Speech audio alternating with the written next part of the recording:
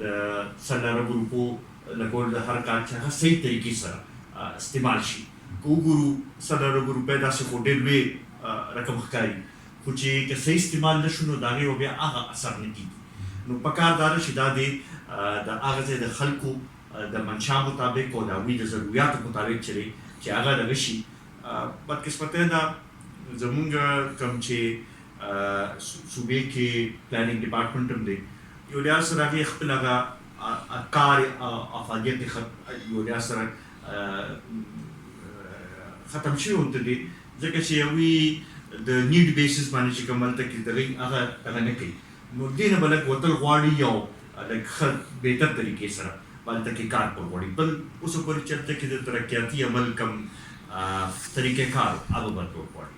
چې خلک فرق محسوس کړي او هغه پیسې چې دي هغه صحیح طریقې سره د هغې د خلکو باندې ولګي او ښکاره شي.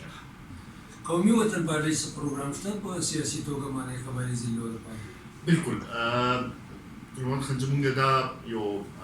دغه هم دی ډېر مودې نه زمونږ دغه مخکې هم دې باندې مونږ یو دلته کې کانفرنس هم کړی او مونږ دا دې باندې نظر ساتو چې څومره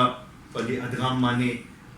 عمل وشو، څومره نه دی شوي، د هغې لپاره بار بار اواز اوچتو. ورسره زمونږ دا پروګرام دی چې مونږ غواړو چې د قبایلي اضلاع چې دی د هغوی هرې اضلاع ته لاړ شو، هلته کې